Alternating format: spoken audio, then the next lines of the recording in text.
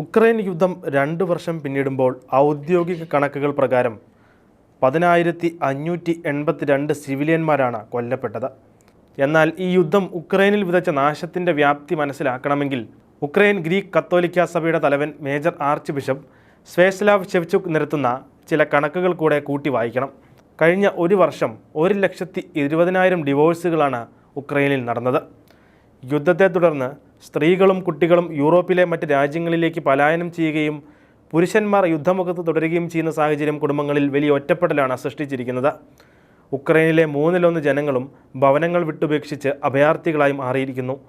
ഇത്തരത്തിൽ അഭയാർത്ഥികളായി മാറിയ 1,40,00,000 ജനങ്ങളിൽ 60 ലക്ഷം ജനങ്ങളാണ് ഉക്രൈൻ വിട്ടത്.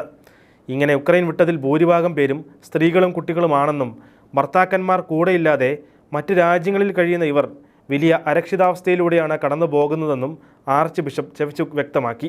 കൂടാതെ യുദ്ധത്തിൽ കാണാതായ 35,000 ആളുകളുമുണ്ട്. തങ്ങളുടെ പ്രിയപ്പെട്ടവരെക്കുറിച്ചുള്ള യാതൊരു വിവരവുമില്ലാതെ വലിയ വേദനയിലാണ് ഇവരുടെ കുടുംബാംഗങ്ങൾ ഓരോ ദിവസവും തള്ളി നീക്കുന്നതെന്നും ആർച്ച് ബിഷപ്പ് പറഞ്ഞു. യുദ്ധം ആരംഭിച്ചതിന് ശേഷം 20,000-ഓളം കുട്ടികളെയാണ് റഷ്യൻ സൈന്യം നിർബന്ധപൂർവ്വം റഷ്യയിലേക്ക് നാട് കടത്തിയത്.